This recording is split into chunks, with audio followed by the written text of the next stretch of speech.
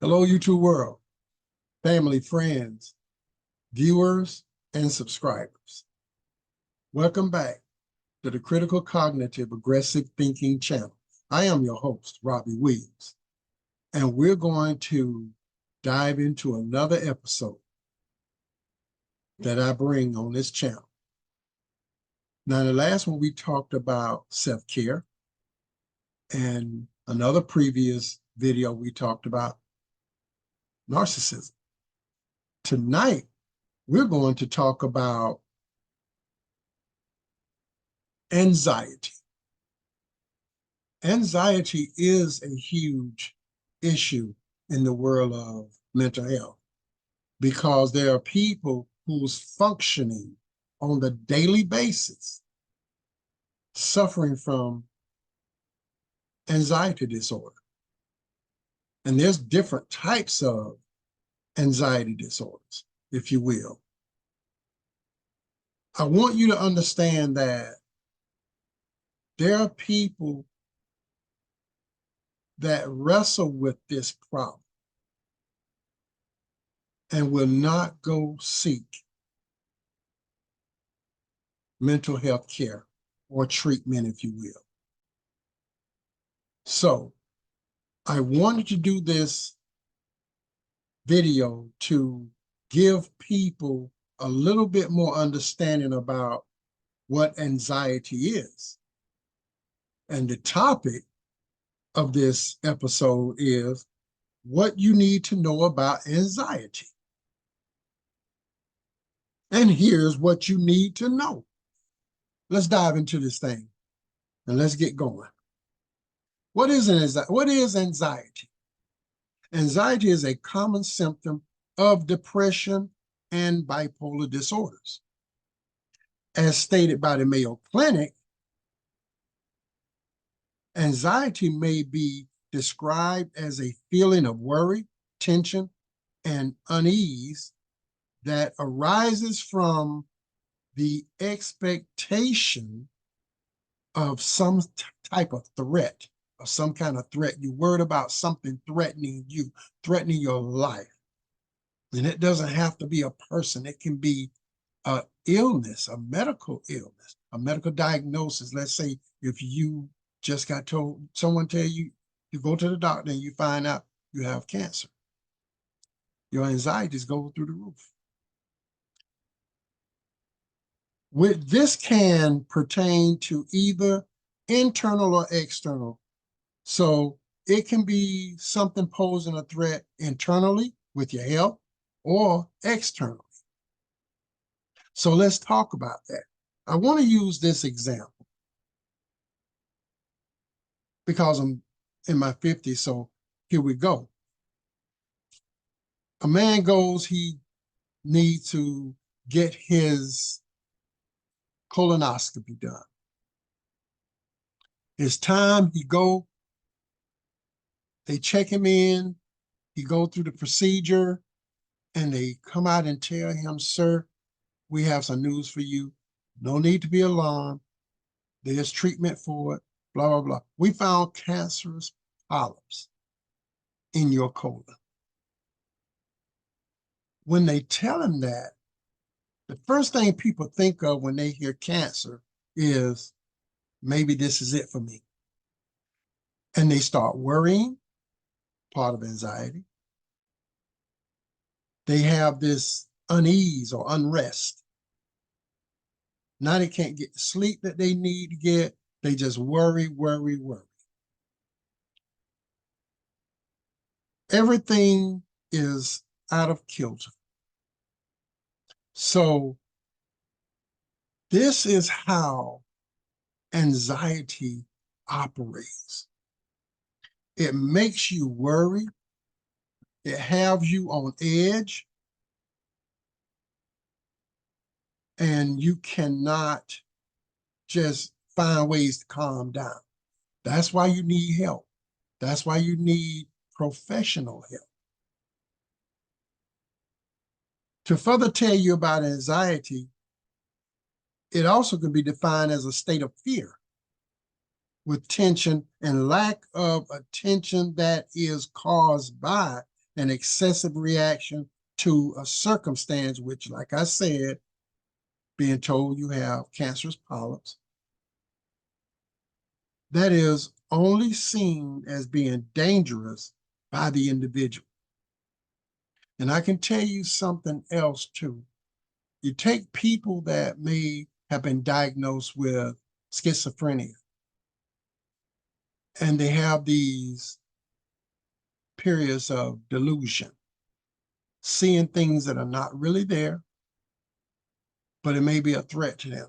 That can cause anxiety. So there's different things that can cause the onset. It can cause you to start having these moments of anxiety. And depending on how long it goes, you may need treatment. And it's good to not just brush it off and say, oh, I'll be fine. Because it doesn't take but a few hours to go sit through a evaluation. And I'm talking about the time it takes to drive to the facility, meet a doctor, sit down, go through it, and you're out of there with answers. Okay? May not be the answers you want, but at least you know you have a starting point. That's my point. Let me tell you about the statistics of this disorder. Now, when we talk about anxiety disorder among adults is estimated to be about 31% of the US population of adults experiencing anxiety disorder at some point in their life. Anxiety symptoms are more common among young people. And when they look at those numbers, they're saying they are nearly 50% more than older adults. And we're talking about young people between the ages of maybe 17 to 25, 18 to 25. And there's a lot of reasons for it, and I will get to that. There's a lot of reasons why we have so many young people struggling with anxiety. Because let's face it, growing up at home with parents taking care of everything is easy. And when you get out on your own and you have to face all of life challenges, it can be very, very traumatic for some people. And it'll make them worry, and it can even be scary for them. So it affects how they handle it, and then their anxieties, it can go through the roof, and that can cause health problems. So it's no joke. It's no joke. Even leads to depression.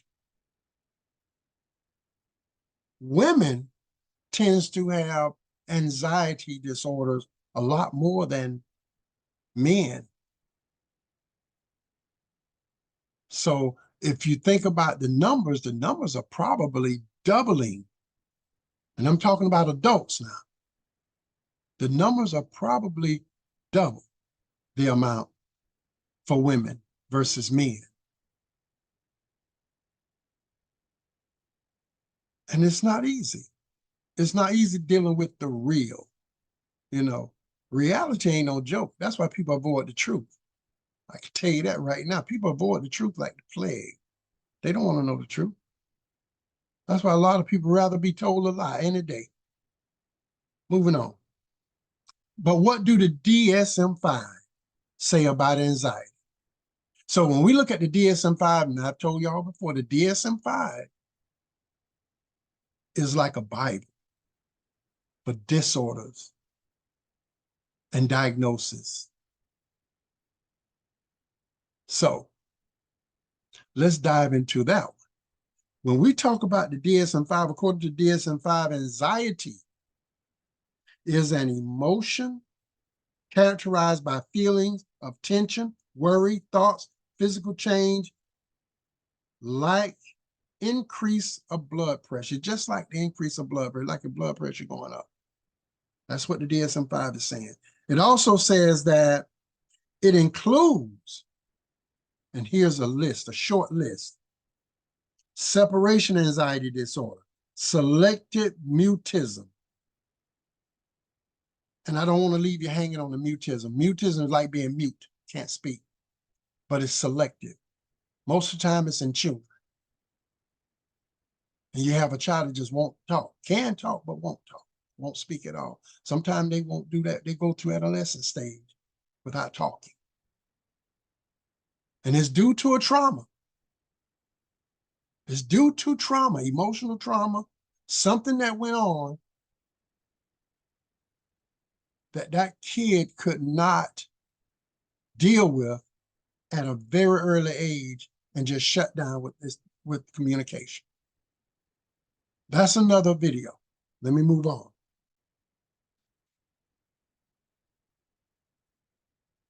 Specified phobia, social anxiety disorder, panic disorder, agoraphobia, generalized anxiety disorder, substance and medical induced anxiety disorder, and anxiety disorder due to another medical condition. You can have, just like I mentioned before about the cancer, and that can cause anxiety because now you have knowledge that you have cancer. And now you're just worrying and going through all that. Send you right into a state of depression if you're not careful. That's the reason why it's so important, my people out there. Get help. Do not be ashamed. Get help. You must think about it. This is part of self-care, one of the previous videos I've done.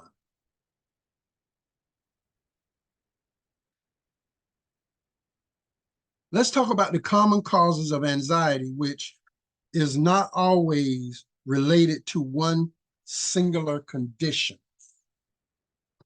So we're going to go over a few. I'm a person that I was diagnosed with asthma, and I still have it today, but it's manageable. But there are times that I would have a asthma attack and I can't breathe. And when it gets to that point, it gets real bad, I would drive myself to the emergency room. And guess what? It triggers my anxieties. It will cause my anxiety to go up. So when you're fighting to breathe, to get that oxygen, it can be a scary feeling. And that's one of the common causes of anxiety. Stressors like work. Some people get so stressed out at work. Some people end up with burnout. Stress levels goes up. Anxiety goes up. They're not taking proper time off. They're not doing the things that they need to do for self-care. School. That go back to our young people. And some people in college, dealing with those stressful classes, have to turn in work at a certain time. And it can be difficult. Personal relationships, in a relationship with the wrong person. I'm going to tell you that right now. Get out of it. If a woman don't want you guys, listen, dip. Straight up. Get out of it. And she will show you signs. She will either call the police on you. She will either treat you like crap when you're around. Get out. If that's your place, you ask her to leave. If y'all sharing the place and you're married or something, you make a good decision, whether it's going to be you or her. But brother, I would not stay in there. I'm telling you that right now. If that person don't want to get with you and y'all go get help together, get out. That's just a little off. I went off beat a little bit, but I just wanted to say that about personal relationships. Friendships. Sometimes there are some friends that are not good for you. They are not good for you. They will bring their stress and pour it on you, and it's not healthy. And I will tell you now, you have to learn to say no. We talked about that in self-care. Emotional trauma. A lot of women go through emotional trauma when they're dealing with a narcissist, dealing with a man that do not know how to treat someone. There are women that don't know how to treat a man. There are people in toxic relationships where there's a bunch of yelling going on, screaming, fussing. You don't know this, you don't know that. You ain't this, you ain't that, you this, you that, all that stuff. Cut them loose, because this is 2024. And I'm going to tell you something. The healthcare system is struggling. That's me speaking honestly. Access to healthcare, we're still fighting for a lot of people to have access. So mental health, government is not yet pouring the type of money that need to be placed in mental health. So it's a struggle. Emotional trauma is one of those triggers for anxiety. And a lot of it has to do with who you're dealing with, the places, people, places, and things. The people you be around, your surroundings, the environment you go into, and the things that you either do or the things that you are around when other people doing it. Be careful, like even alcohol. You're around a bunch of folks that drink, do drugs, whatever. Let me tell you something. That can be a problem. Okay? Moving on. Financial trouble is another. A lot of us end up in financial trouble. And I'm not saying it's every time you bite off more than you can chew, but sometimes you have good jobs. Sometimes you have two parents in the home, husband and a wife working. You got a good income flow coming in there.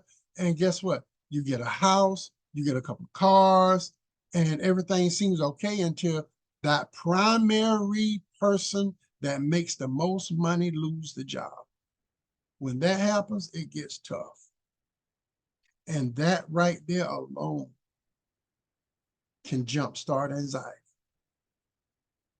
You end up having panic attacks because you can't pay the bills or you can't do the things financially. That whole economic system at home is broken now, struggling. So that's another one. Excessive alcohol consumption. How about 2 videos that talks about that? Listen, people, I'm not going to tell anyone how much to drink, but you know your body. Let me put it that way. You know when you are drinking excessively. You know when you are doing the most. Back off. Make it manageable. No one's saying that you can't go to Buffalo Wild Wings or whatever the place is and watch the game with the guys and y'all have a little drink. I'm not saying you can't do that. What I'm saying is when you get there, you think you got to drink everything that hit the table. Because once that happens, you'll find yourself in a bad fix. And guess what? There go your anxiety. Think about it. People that drink too much, sometimes they end up driving drunk. You make decisions that you don't need to make. So excessive alcohol consumption. Another one is chronic or serious medical condition. We talked about that, like the, for an example, the cancer. Heart disease is another. I have diabetes. I'm insulin dependent. So don't think that I don't feel like sometimes I'm wondering, hey, I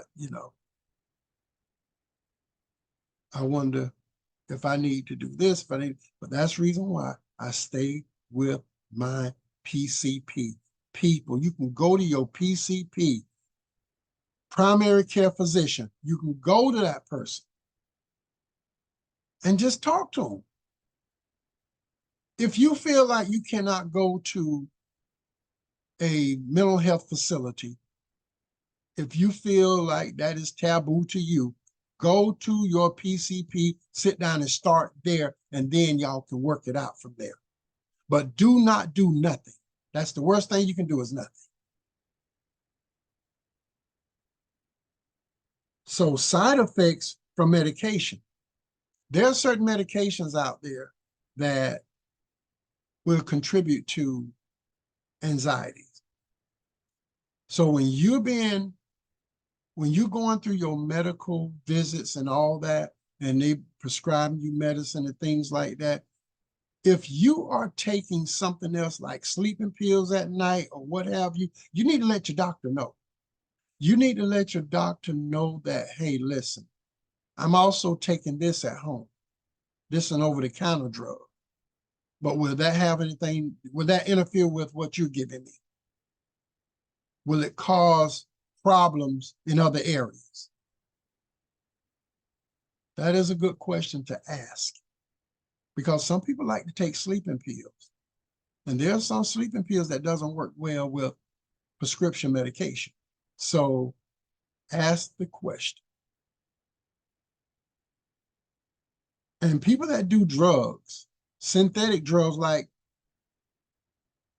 fentanyl, you're out there doing Molly or what have you. And let me tell you something, cocaine, you out there doing that kind of stuff. Oh, you opening the door for anxiety. You have opened the door for it, because there are some drugs out there that are straight up hallucinogen. And when you start seeing stuff, no one is going to be able to tell you that is not real, because you're going to believe it's real. And if it scares you, your anxiety is going to go through the roof. Now, what I want to talk about, we're going to get into the non-drug treatment. I don't want to get into the drug treatments, because that's going to just really be a long, and I don't want to add this to all that, and then we have this long video. Let's talk about non-treatments that can be done through self-care that can help reduce your level of anxiety. And let's just say one day you just sitting at the house, and let's just say you are worried about bills, paying bills. And all of a sudden you feel like, hey, something is happening. And immediately you can, number one, you can, if you're a yoga person, just start doing yoga. You got breathing exercises. You can do breathing exercises.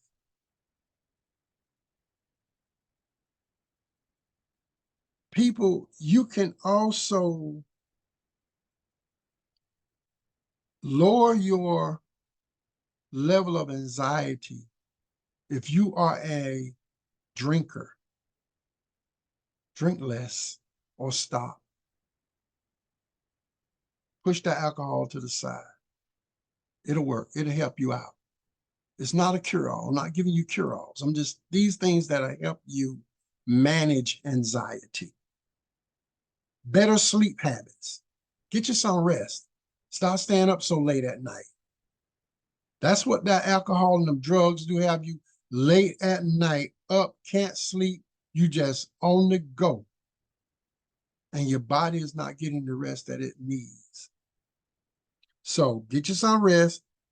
Them sleeping pills, be careful if you're using sleeping pills, and then you're using drugs, street drugs, synthetic street manufactured drugs and you mixing it with over-the-counter drugs, and then your prescribed medical prescription drugs. All that ain't gonna work. I'm gonna tell you that right now. Take a chill pill on that one now. Back off on that. Another thing that is good, and people may think that it's just, I'm just saying this, but a healthy sexual life with your partner. When you have a healthy sexual activity going on with your husband or partner, it helps, calms you, it helps lower the stress levels and the anxiety. Healthy. Think about it. Do your research. I'm gonna have a link down at the bottom. Going outside, taking a walk, go to the park, take a walk. Nature, that environment out there is good for calm, peaceful, and it'll help you lower the levels of your anxiety. Meditation, some people, they know how to meditate. I meditate. And it's a good feeling. Acupuncture, that's another one. I've never done it, but I do want to try it. And go get a massage. Just call them up, schedule a massage and go and get one. A lot of you ladies, when y'all go to, and we talked about this, getting your nails done and stuff, a lot of that is relaxing. So try things like that. The last one that I want to talk about is what they call the 3-3-3 rule for anxiety. Now, this is something that is a non-drug treatment that can help you reduce anxiety level. And like I said before, I will have a link on the bottom. This has been medically reviewed by Dr. Jacqueline Johnson, Psych D, and they have had success with this. So here it is, the 3-3-3 rule for anxiety. And it says the way you do this is you can use this in the moment of the trigger. When you feel like your anxiety is going up, just look around for 3 objects. You're looking for 3 objects to focus on. When you find those 3 objects, listen for 3 sounds. When you get those 3 sounds, then you want to move 3 body parts. So let's just say, like you and most, you just want to take it, this is one body part. Then if you want to just do your head like that, you can do that. That's another body part. And then you can do your feet. Just one foot or both, doesn't matter.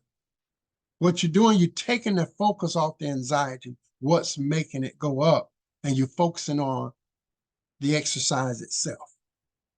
So, you know, this is real good. It's a strategy to help people focus and get grounded. And this will take the edge off the overwhelming feeling of anxiety. People, I will have a link down at the bottom. This is what I have for tonight for anxieties. Listen, I want to thank you all.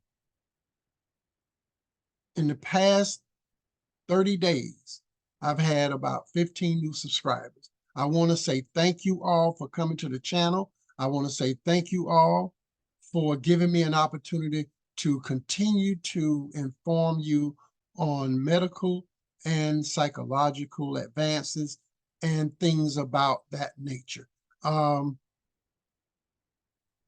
Please do not forget, for my viewers out there, like, subscribe. Hey, go into the comment section. Let's talk about this new background I have here with Critical Cognitive Aggressive Thinking channel on it. Be goal-oriented. Stay mentally aware in a positive zone and keep pressing forward. That's what's written behind me. And the people, let me tell you something. That's my thought process. And I'm going to keep it going. So listen, don't forget to subscribe, hit that like button, and hey, share this with other people. God bless you all. And I want to give a shout out to the Women of Zion Talk platform. Those ladies called me, reached out to me, wanted me to sit on their platform, and we discussed a few mental health topics. And it was a beautiful thing. These ladies are trying to do something great in the community. And these ladies are not all from where I live. So they are reaching out from other counties and other cities. Let me tell you something. I'm going to do more with them, and I'm going to talk about them, and I will be having one of those ladies, the host of that platform, on my channel. And her name is Patricia Robinson. Patricia Robinson. And I want to thank you for having me on your platform. It was a blessing. We had a blast. We talked about a lot of things, and we covered some things, and we would do it again. People, listen, let's stop hating and start participating. Y'all have a wonderful evening. This is Robbie Williams. Good night.